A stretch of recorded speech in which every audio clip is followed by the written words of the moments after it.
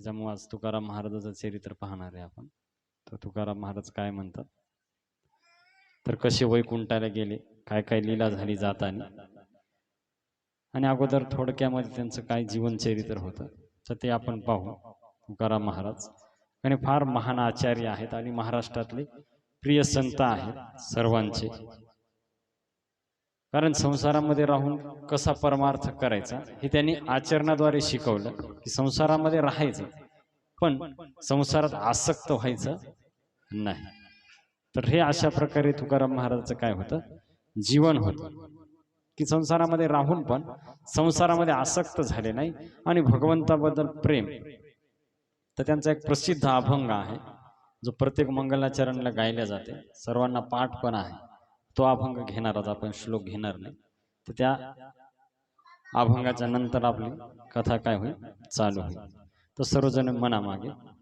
सुंदर ते ध्याना उभे विटेवारे, करकटावरी ठेवोनिया. सुंदर ते ध्यान उभे विटेवरी, करकटेवरी ठेवोनिया.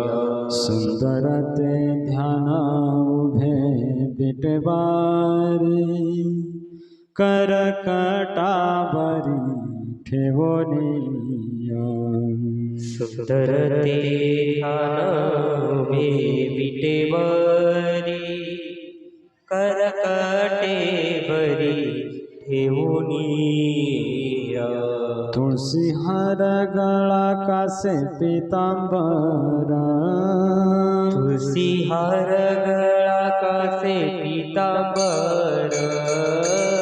तुळसी हार गळा कासे पीतांबरा, आवडे निरंतर याची ध्यान, आवडे निरंतर याची ध्यान, आवडे निरंतर याची ध्यान.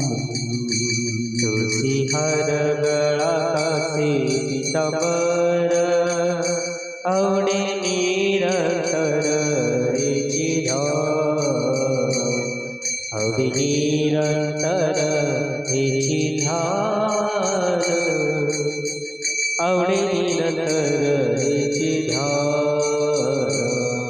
मकर कुंडले तळपती श्रवाणी, कंठे कौस्तुभमणी विराजित, कंठे कौस्तुभमणी विराजित, कंठे कौस्तुभमणी विराजित.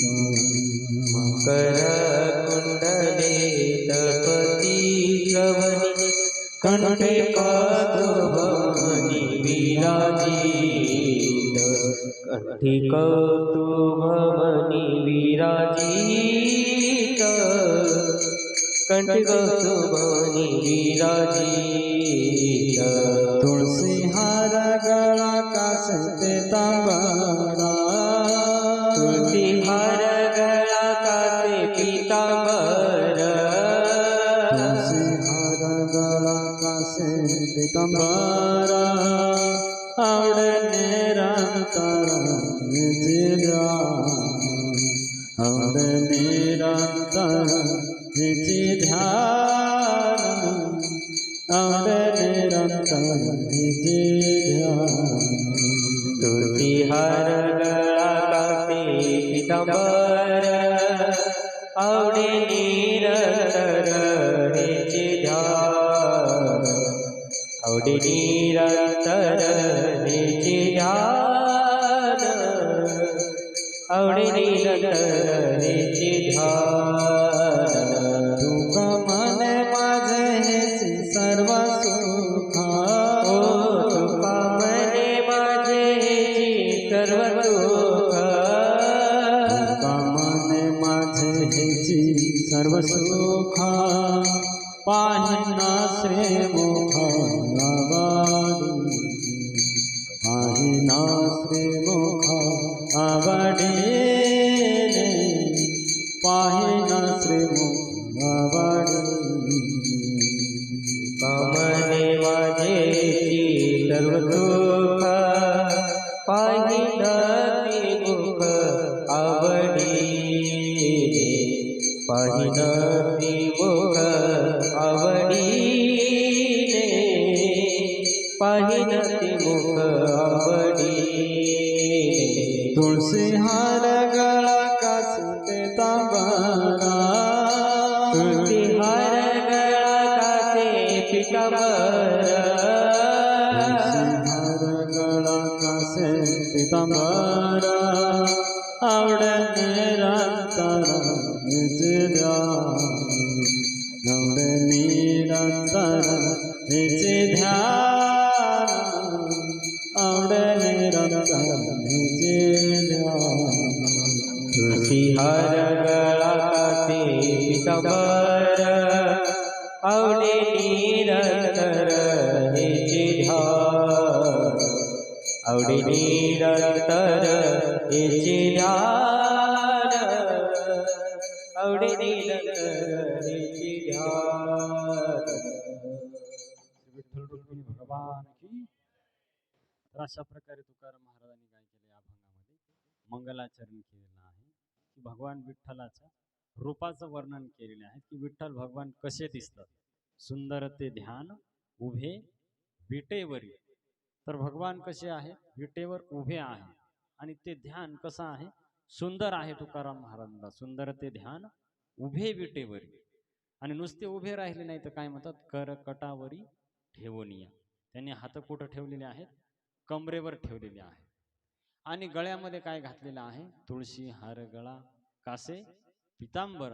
तर गळ्यामध्ये तुळशीची माळ घातलेली आहे. तुळशी भगवंताला फार प्रिय आहे त्याच्यामुळे भगवंत तुळशीची माळ गळ्यामध्ये काय करतात धारण करतात. तुळशीची माळ गळ्यामध्ये धारण केलेली आहे. आणि पुढं काय म्हणतात कासे पितांबर. तर भगवान विठ्ठलाने पिवळा पितांबर काय केलेला आहे परिधान केलेला आहे. तर भगवंताचं जिथं वर्णन येते तिथं भगवंत पिवळा पितांबर धारण करतात. कारण पिवळा रंग भगवंताला फार प्रिय आहे. तर पिवळा पितांबर भगवंताने धारण केलेला आहे. त्याच्यानंतर भगवंताच्या रूपाचं वर्णन करत आहे तुकाराम महाराज पुढं काय म्हणतात मकर कुंडले तळपती श्रवणी. तर कानामध्ये भगवंतानी मकर कुंडल धारण केलेले आहे. तर माशाच्या आकाराचे कुंडल विठ्ठल भगवंतानी कानामध्ये काय केले तुम्ही पाहिला असेल फोटो किंवा ज्यांनी प्रत्यक्ष दर्शन केलं विठ्ठल भगवंताचं तर कानामध्ये मकर कुंडल तर माशाच्या आकाराचे कुंडल भगवान विठ्ठलाने धारण केलेले आहे. मकर कुंडले तळपती श्रवणी कंठी कौस्तुभमणी विराजित.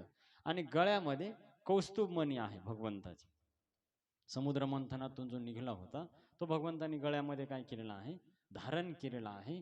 तर तो कौस्तुभमणी गळ्यामध्ये भगवंताच्या शोभत आहे तुकाराम महाराज म्हणतात विठ्ठलाच्या.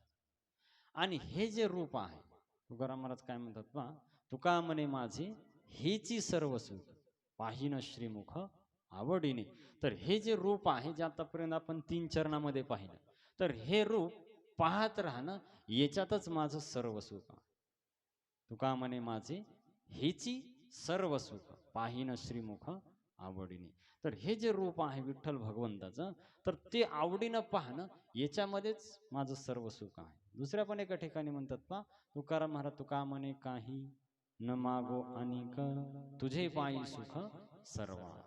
तर दुसरं काही लागत नाही. आवडे हे रूप गोजिरे सगुण पाहता लोचन सुखावले आता दृष्टी पुढे ऐसाची तूर आहे जो मी तुझं पाहे पांडुरंग.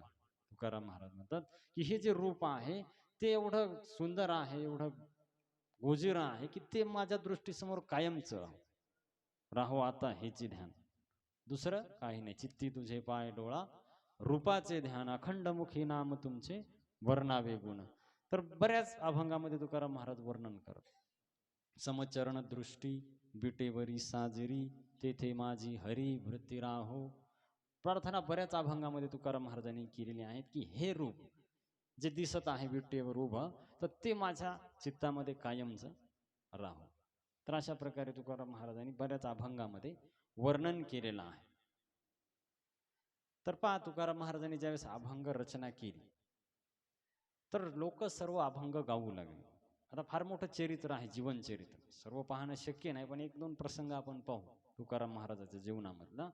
तर ज्यावेळेस तुकाराम महाराज अभंग रचत होते तर सर्व लोक त्यांना पाठ होऊ लागले ते अभंग, कारण मराठी भाषेमध्ये होते आणि लोक गायचे काम करताना सर्वत्र तुका म्हणे कानावर येऊ लागले.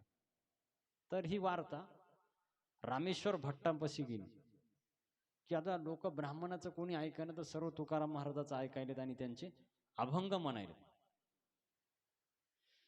तर मग जो मंबाजी होता सालोमालो, तर त्यांनी काय केलं की रामेश्वर शास्त्रीपर्यंत ही खबर पोहोचवली की अरे ब्राह्मण लोक म्हणे तुकारामाच्या पाया पडायले.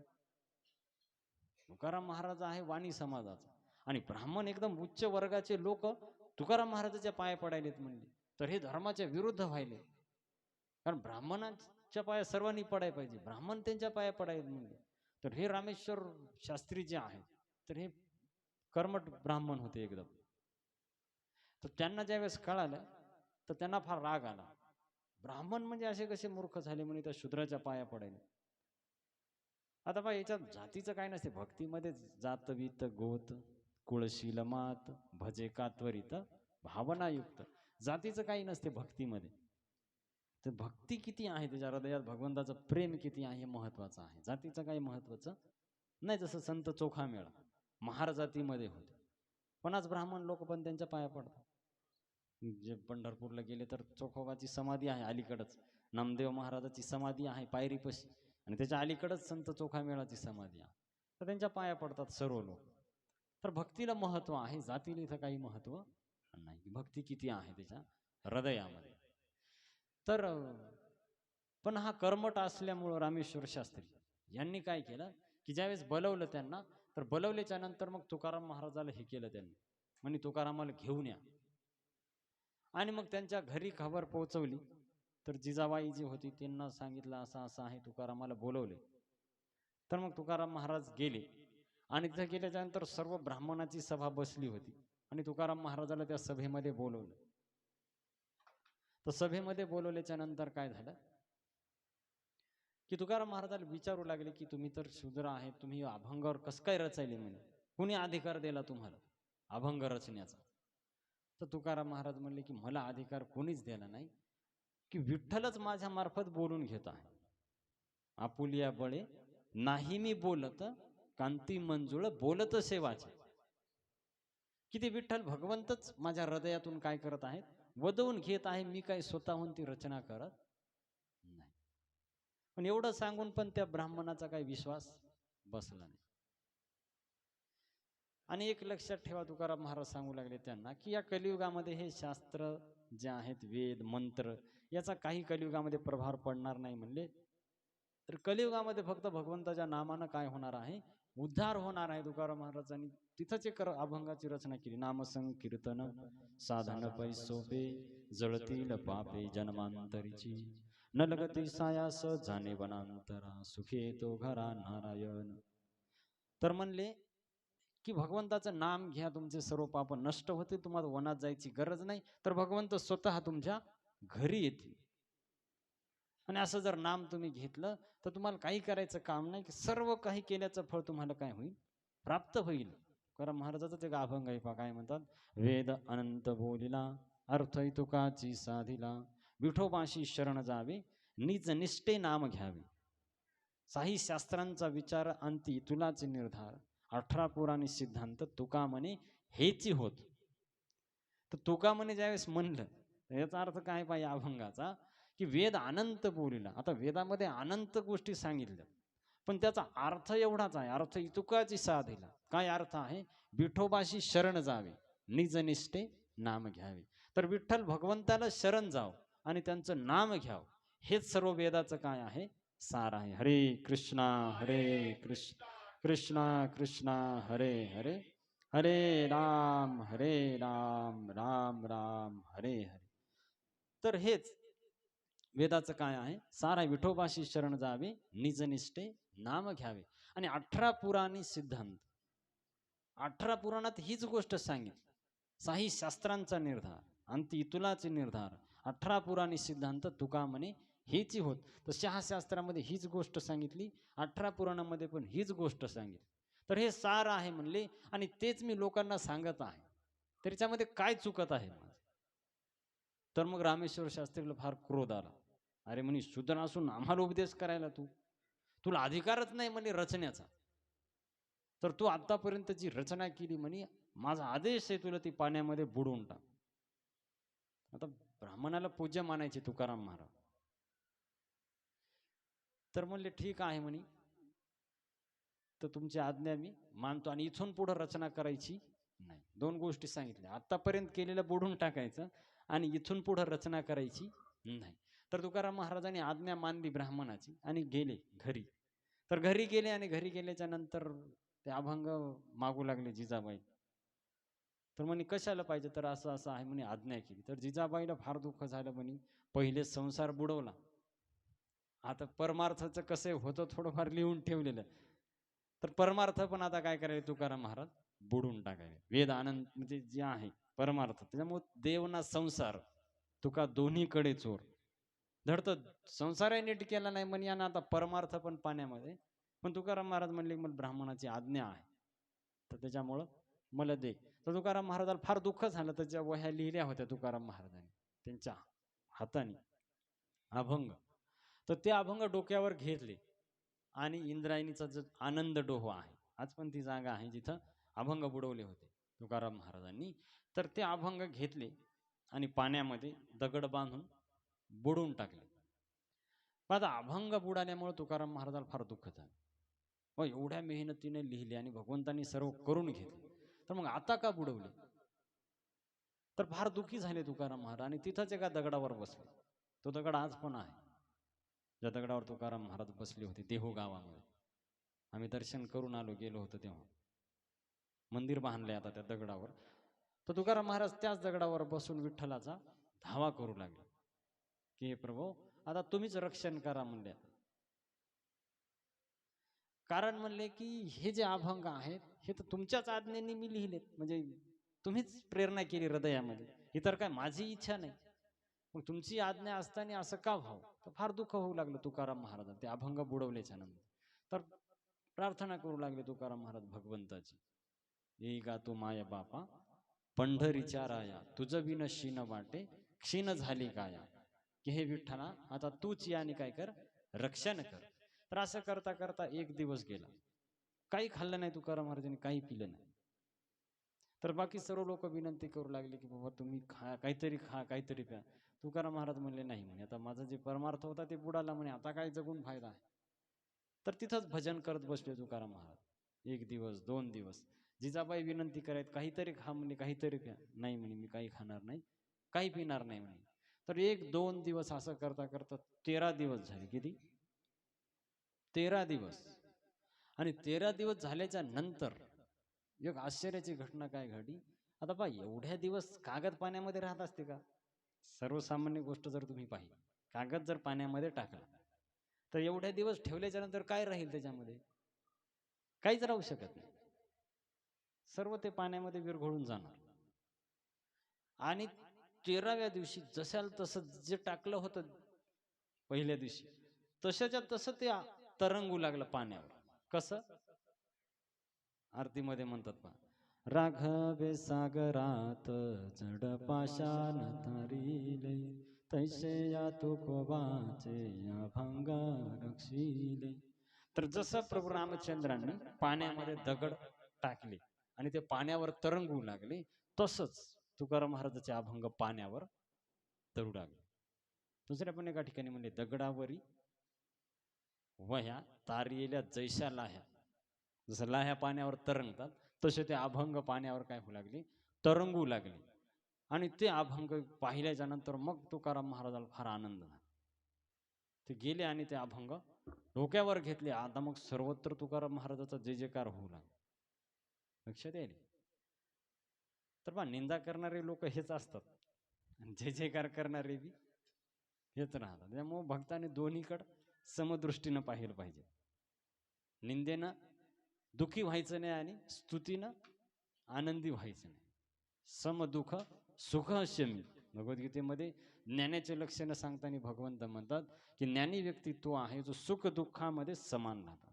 सुख दुःख समः कृत्वा लाभ लाभो जया जयो दोन्हीमध्ये मात्र स्पर्श असतो कोणतेय शीतोष्ण सुख दुःखदा. तर त्यावेळेस तुकाराम महाराजाचं नाव सर्वत्र जय जयकार करू लागले. संत तुकाराम महाराज की जय. तर सर्व लोक जय जयकार करायलेत आणि मग ते अभंग डोक्यावर घेऊन सर्व देहूमधून मिरवणूक काढली तुकाराम महाराजाची. म्हणले बहुत झालं 13 दिवस पाण्यामध्ये राहून पण त्या अभंगाला काही झालेलं नाही. तर सर्वत्र जय जयकार होऊ लागला. तुकाराम महाराजाचं नाव सर्वत्र हे झालं आणि आता लोकांचा विश्वास पण तुकाराम महाराजावरचा वाढला. पण पहा की तुकाराम महाराजाचा द्वेष केल्यामुळं आता इकडं काय झालं, अपराध झाला, वैष्णव अपराध. तुकाराम महाराज महान भगवत भक्त शुद्ध भक्त आहेत. तर तुकाराम महाराजच्या मनात काहीच नाही अपराध, पण भगवंत अपराध सहन करत नाहीत भक्तांचा. लक्षात ठेवा, भक्तांनी जरी माफ केलं भगवंत माफ करत नाही. तर रामेश्वर शास्त्रींनी काय केलं की तुकाराम महाराजाला 13 दिवस उपाशी राहावं लागलं ना रामेश्वर शास्त्रीमुळं. त्याच्यामुळं काय झालं की रामेश्वर शास्त्रीच्या सर्व अंगाचा दाह होऊ लागला. सर्व म्हणजे असं त्यांना वाटलं लागलं की आग पूर्ण अंगाची काय होत आहे, आग होत आहे. जसं भाजल्याच्या नंतर कसं होते तर तसं सर्व अंगाची आग होऊ लागली. कुणाच्या? रामेश्वर शास्त्रीच्या. आणि ते सर्व शिष्याला म्हणू लागले माझ्या अंगाची आग व्हायली, मला मग डुबवा कुठंतरी पाण्यात. तर ते शिष्य डुबायले या तळ्यात त्या विहिरीत, पण आग काही शांत होईल. पाण्यात तर बरं वाटायचं, बाहेर काढा की पुन्हा सुरू. तर फार त्यांना त्रास होऊ लागला. तर भरपूर वैद्य आता फार हे होते, त्यांचं नाव होतं सर्वत्र रामेश्वर शास्त्रीचं. बरेच वैद्य येऊ लागले, चेक करू लागले, पण काहीच कोणाला निदान सापडलं, काहीच करता येईना कोणाला, त्याच्यावर काही इलाजच होईल. तर त्याच्यामुळं काय होऊ लागलं, रामेश्वर शास्त्री जे आहेत फार दुःखी झाले. आता कशानंच रोग राहील, न राहिल्यावर माणसाला किती दुःख होईल. राहिल्यावर ठीक आहे बाबा, कशानंच राहील. तर मग काही लोकांनी सांगितलं बाबा हे कशामुळे झाले माहिती आहे का, तुम्ही तुकाराम महाराजाचा द्वेष केल्यामुळे हा प्रसंग तुमच्यावर आला. तर तुम्ही काय करा, तुकाराम महाराजाला शरण जा, त्यांची माफी मागा म्हणले. ते तुम्हाला जेव्हा माफ करतील तर तुमचा हा दाह शांत होईल. तुकाराम महाराजाला स्नान घाला आणि ती माती लावा, तेव्हा तुमचा दाह काय होईल, शांत होईल. आता कोणताच इलाज नाही ना, त्या नाईलाजानं. आणि दुःख पण फार होऊ लागलं, पश्चाताप होऊ लागला रामेश्वर शास्त्रीला. आणि मग त्यांनी तसंच केलं, तुकाराम महाराजाची माफी मागितली आणि त्यांच्या चरणाची माती ज्यावेळेस लावली, मग यांचा दाह काय झाला, शांत झाला. आता दाह शांत झाल्यामुळं त्यांच्या मनातला विकार सर्व निघून गेला, कारण त्यांना महत्व कळालं तुकाराम महाराज कोणी साधारण व्यक्ती नाही. लक्षात येईल. त्याच्यामुळेच आरतीमध्ये म्हणतात ना, म्हणून रामेश्वरे चरणी मस्तक ठेवी. मग मस्तक ठेवलं, शरण आले तुकाराम महाराज रामेश्वर शास्त्री. त्यांचे शिष्य झाले, ब्राह्मण असून तुकाराम महाराजाचे काय झाले, शिष्य झाले. पहा, तर हे आहे तुकाराम महाराजाचं सामर्थ्य. तर त्यांनी असं कोणाची निंदा करून किंवा असं सामर्थ्य दाखवून नाही, तर त्यांच्या भक्तीच्या जोरावर एवढ्या मोठ्या लोकांना काय केलं, नम्र केलं, त्यांचं शिष्य केलं. तर अशा तुकाराम महाराजाचं नाव सर्वत्र काय होऊ लागलं, प्रसिद्ध होऊ लागलं. लोक त्यांना जुटू लागले भक्ती मार्गाला. बरेच लोक तुकाराम महाराजांनी भक्ती मार्गाला लावले. तर कीर्तन करायचे तुकाराम महाराज, आज इथं उद्या तिथं सर्वत्र कीर्तन करत करत हरिनामाचा भक्तीचा काय केला, त्यांनी प्रचार केला. तुकाराम म्हणतात पण एका ठिकाणी की धर्माचे पालन करणे, पाखंड खंडन हेची आम्हा करणे काम, बीज वाढवावे नाम. आम्हाला हेच काम करायचे, कोणतं, धर्माचं पालन करायचे आणि पाखंडी लोक जे आहेत त्यांचं खंडन करायचे आणि हरिनामाचं बीज वाढवायचे. कारण पाखंडी लोक काय करायचे की शास्त्र बाजूलाच ठेवायचे आणि यांच्या मनाला जे वाटेल ते सांगायचे. त्याच्यामुळं लोक भ्रमित होऊ लागले, बाबा सत्य का आहे. त्याच्यामुळे तुकाराम महाराजांनी काय केलं की शास्त्र लोकांसमोर मांडलं, की हे शास्त्रामध्ये सांगितलेलं आहे की तुम्ही भगवंताचं नाम घ्या, कलियुगामध्ये तुमचा काय होईल, उद्धार होईल. दुसरं तुम्हाला काही करायचं काम नाही. कलियुगी उद्धार हरीच्या नामे, कलियुगा माझी करावे कीर्तन, त्यांनी नारायण देईल भेटे. शास्त्रामध्ये सांगितलेलं आहे. कलेर दोष निधे राजन अस्ति एक महान गुण कीर्तनादेव कृष्णस्य मुक्त संग परमव्रजित. तर कलियुग हा दोषाचा का आहे, समुद्र आहे. याचा दोष किती येतो कोणी गिनती करू शकत नाही. आणि बा जसं समुद्रामध्ये किती पाणी हे कोणाला मोजता येईल का. किती जरी मोजणारे लोक गेले, कोणती मशीन लावली तर समुद्रातलं पाणी मोजता येणार आहे का? नाही मोजता येत. तसंच कलियुगामध्ये दोष किती आहेत हे मोजता येत. कलेर दोष निधे राजन, अस्ति एक महान गुन्हा. याच्यात दोष भरपूर आहेत, त्याची काही गिनती नाही. पण याच्यामध्ये एक विशेष गुण आहे, अस्ति एक महान गुन्हा. हे शुकदेव गोस्वामी परीक्षित महाराजाला सांगायचे भागवताच्या 12व्या स्कंदामध्ये, की भरपूर दोष आहेत. कारण ज्यावेळेस कलियुगाचे लक्षणं सांगितले परीक्षित महाराजाला शुकदेव गोस्वामी ना, तर परीक्षित महाराजाला फार दुःख झालं, बाबा एवढं जर कलियुग वाईट आहे मग उद्धार कसा होईल कलियुगामध्ये, एवढे जर दोष आहेत. तर त्यावेळेस हा श्लोक सांगितले, कलिर दोष निधे राजन अस्ति एक महान गुन्हा, कीर्तनादेव कृष्णस्य मुक्त संग परमर्जित. दोष भरपूर आहेत म्हणले, पण एक कलियुगाचा गुण आहे की कीर्तनादेव कृष्णस्य, की भगवान श्रीकृष्णाच्या नामाचा जर व्यक्तीनं जप केला तर तो व्यक्ती मुक्त संग परमर्जित, या सर्व दोषातून मुक्त होईल आणि भगवंताच्या धामाला काय करील, प्राप्त करील. हरे कृष्णा कृष्ण कृष्णा कृष्णा हरे हरे, हरे राम राम राम हरे हरे. तर अशा प्रकारे सर्व महाराष्ट्रामध्ये तुकाराम महाराजांनी प्रचार केला. तर शिवाजी महाराज पण त्यांचे भक्त बनले. राजे होते महाराष्ट्राचे त्या काळातले, ते शिवाजी महाराज पण तुकाराम महाराजाचे काय बनले, भक्त बनले. आणि बरंच नाव पूर्ण महाराष्ट्रामध्ये तुकाराम महाराजाचं हे झालं. बरेच त्यांचे 14 टाळकरी ते पण जुडले. बरेच लोक, बहिणाबाई चौधरी, भरपूर संताजी जगन्नाडे, बरेच लोक तुकाराम महाराजाला जोडले आणि सर्वत्र त्यांचं नाव होऊ लागलं, कीर्तन सर्वत्र होऊ लागलं. पण असं करता करता काय झालं की इसवी सन 1950 आता होळी जी झाली, पौर्णिमा, गौर पौर्णिमा आपण केली ना साजरी, तर जी होळी आहे फाल्गुन पौर्णिमा, तर फाल्गुन पौर्णिमा झाल्याच्या नंतर तुकाराम महाराजाला वैकुंठाची ओढ लागली. बस झालं म्हणले, आता आता वापस जायचं आपण, जिथून आलो आम्ही वैकुंठवासी आलो याचे कारण असं. तर आम्ही वैकुंठाहून आलो होतो, आता वापस कुठं जायचं, वैकुंठाला जायचं. तर ज्यावेळेस होळी झाली तर प्रतिपदा, आता पौर्णिमा झाल्याच्या नंतर पहिला दिवस कोणता असते, प्रतिपदेचा. तर प्रतिपदेच्या रात्री काय झालं की भगवान कृष्ण, भगवान विष्णू तुकाराम महाराजापाशी गेले आणि तुकाराम महाराजाला काय म्हणले की आज रात्री तू आनंदानं नामसंकीर्तन कर आणि मग मी उद्या सकाळी तुला न्यायला येईल. कार्तिकवती म्हणजे फाल्गुनवती द्वितीयालाच गेले ना तुकाराम महाराज, द्वितीया दुसऱ्या दिवशीच, कारण होळीच्या दिवशी पौर्णिमा, धुलीवंदनच्या दिवशी प्रतिपदा आणि त्याच्या दुसऱ्या दिवशी म्हणजे द्वितीयाच्या दिवशी फाल्गुन मध्य द्वितीया. तर तुकाराम महाराजाला काय सांगितलं आणल्या दिवशी भगवान विष्णूंनी, की तू काय कर, आज आनंदानं रात्रभर नामसंकीर्तन कर आणि मग मी उद्या तुला घेऊन जाईल. कुठं, आणल्या दिवशीच सांगितलं भगवंतांनी तुकाराम महाराजाला की तुला मी उद्या काय करेल, घेऊन जाईल म्हणजे वैकुंठ पाहण्यासाठी.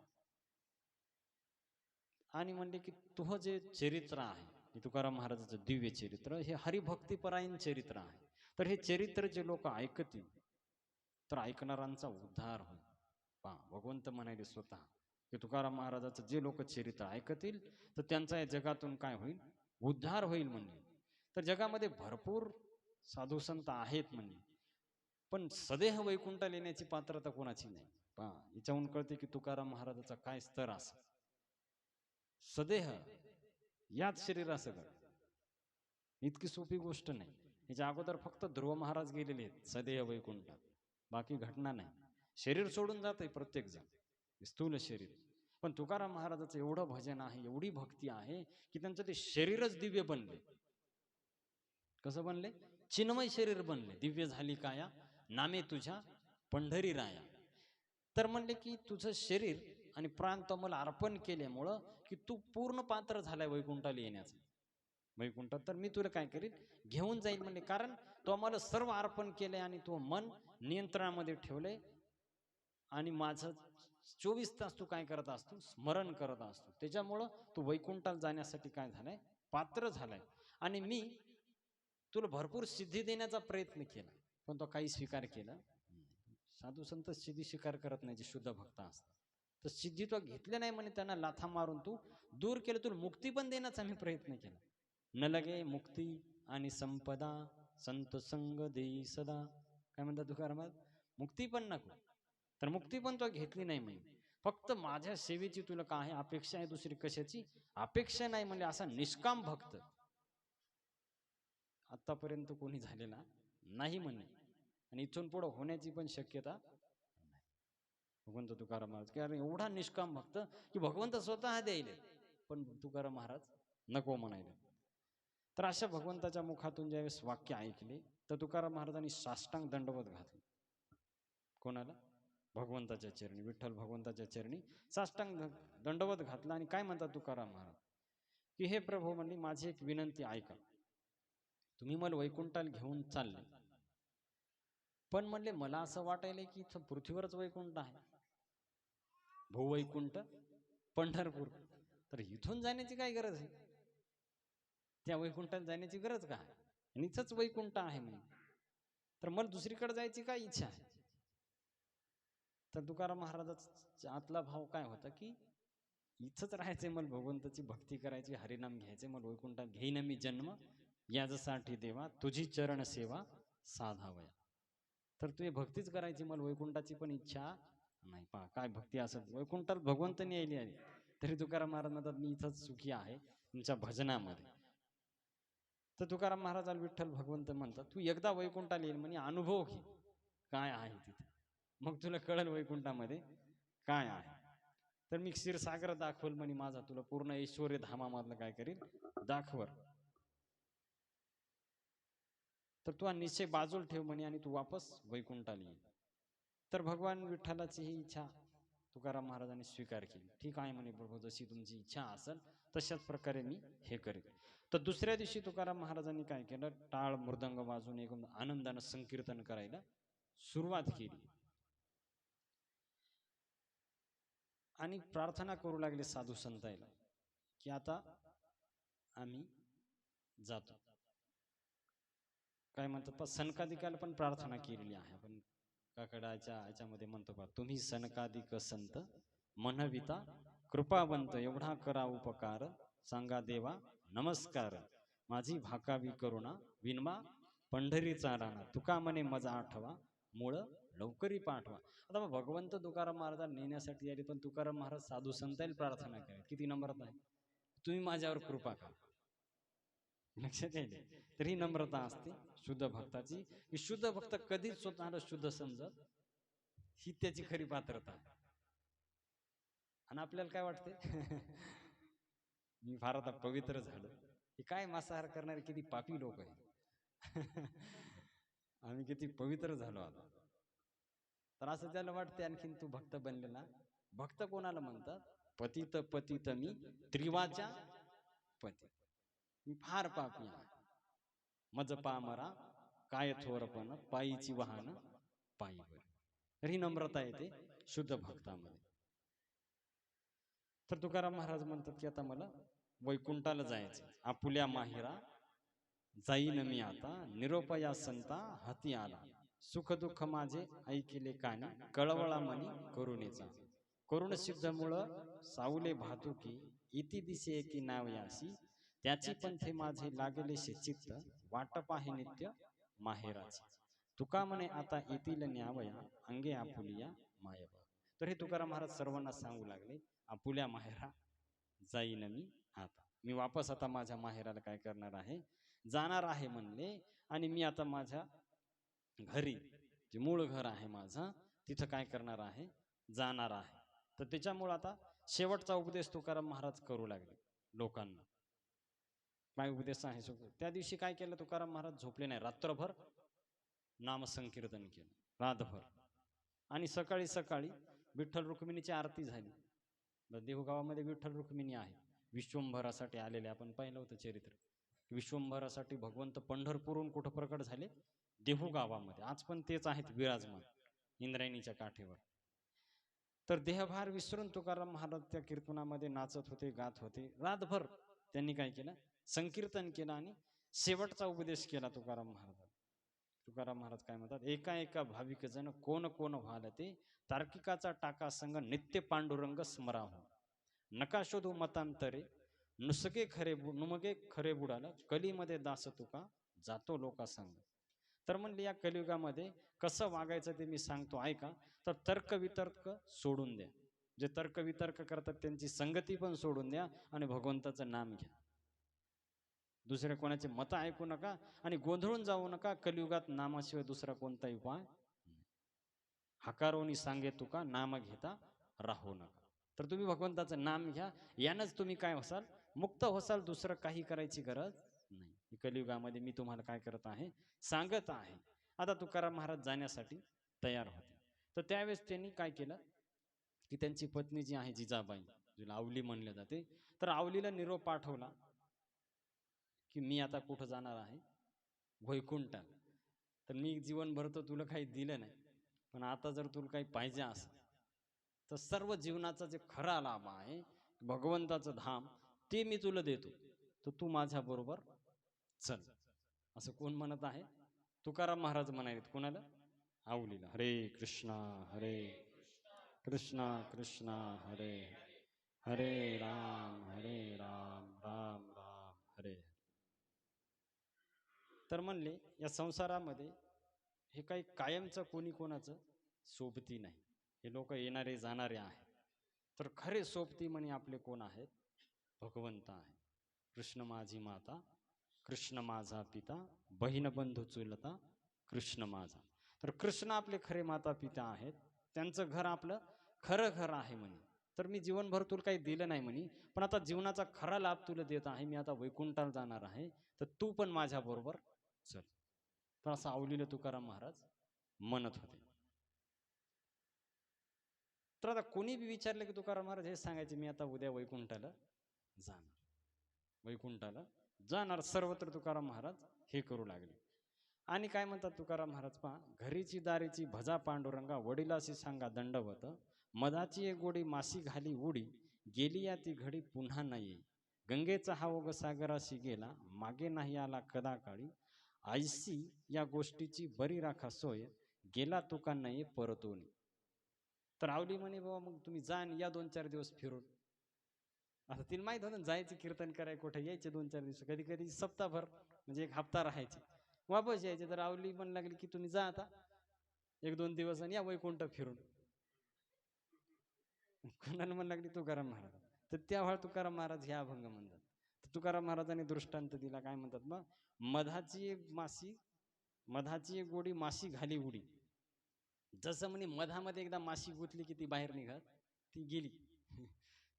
मध माहिती आहे ना, मऊळ.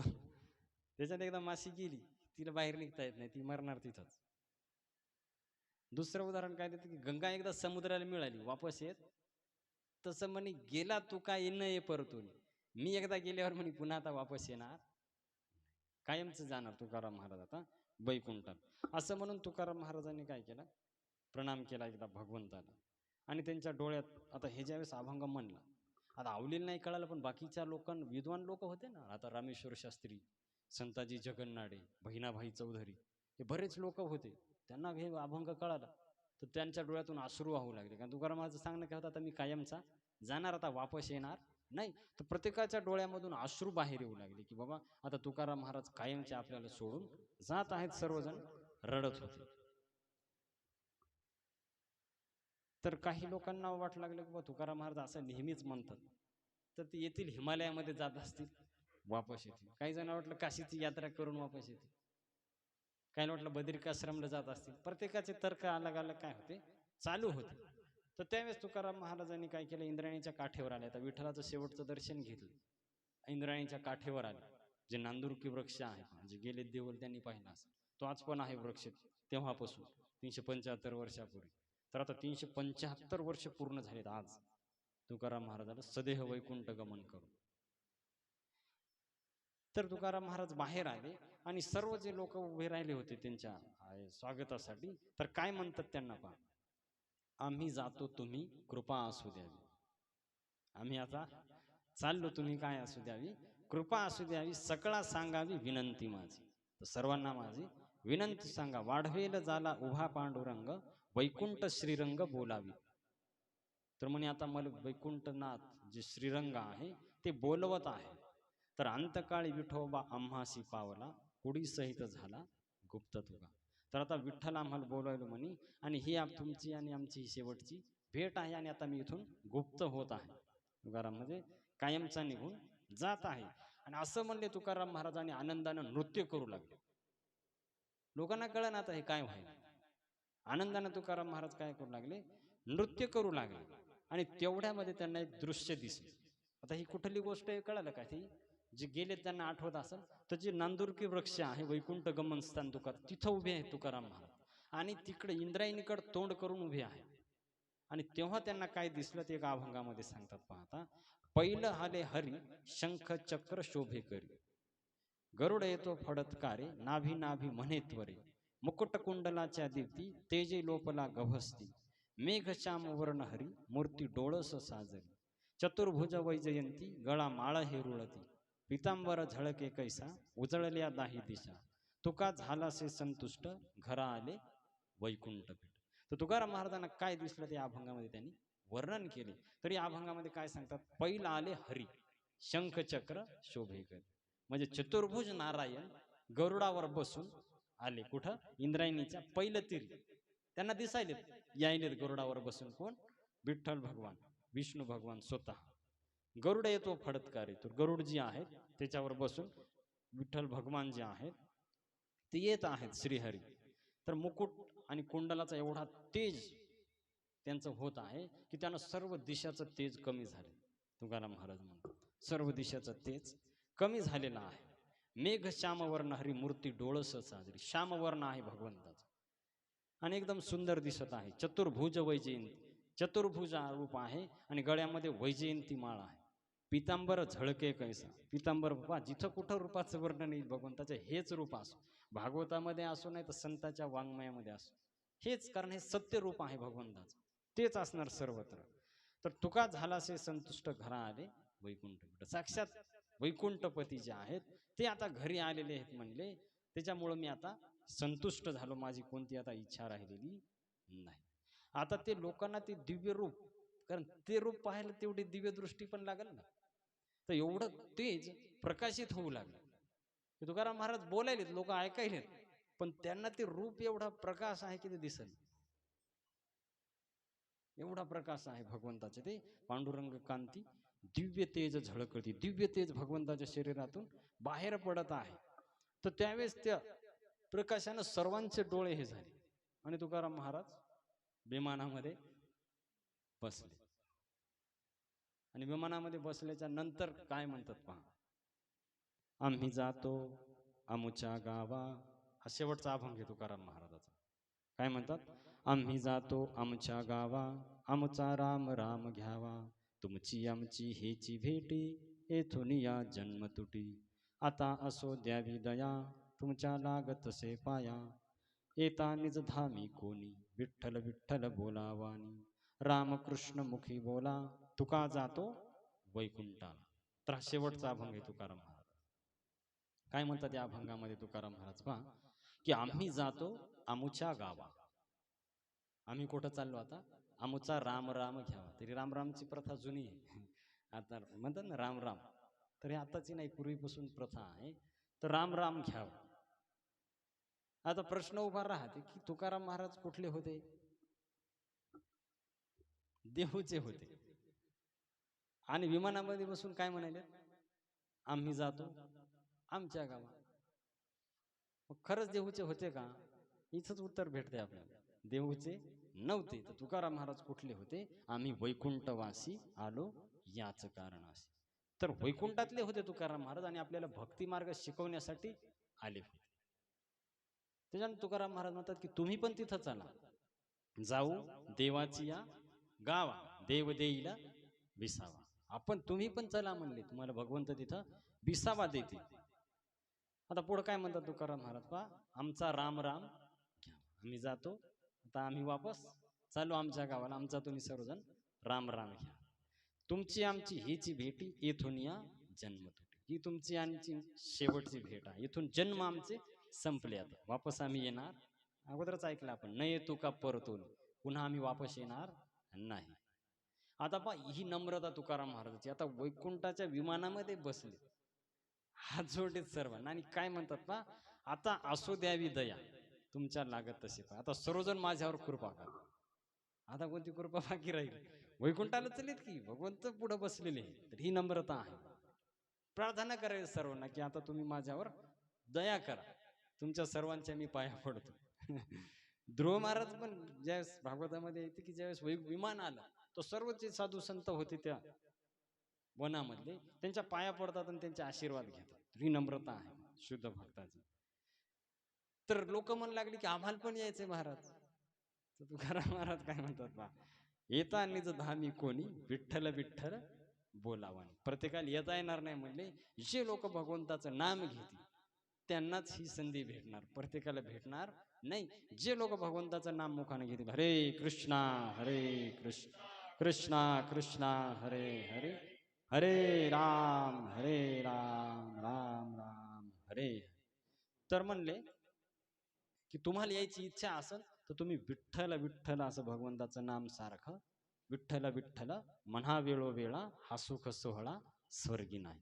तर तुम्ही सारखं भगवंताचं नाम घ्या म्हणले, तर मग तुम्ही पण असं वैकुंठाला जाण्याचं तुम्हाला भाग्य काय होईल, प्राप्त होईल.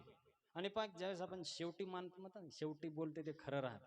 आता शेवटचं वाक्य तुकाराम महाराज पहा, रामकृष्ण मुखी बोला तुका जातो वैकुंठ. शेवटचं वाक्य असं म्हणले आणि तुकाराम महाराज सदैव त्याच शरीरात लोकांनी प्रत्यक्ष पाहिले, पण ते तेज एवढं होतं की दिसलं नाही, हे मी तिथं सांगितले.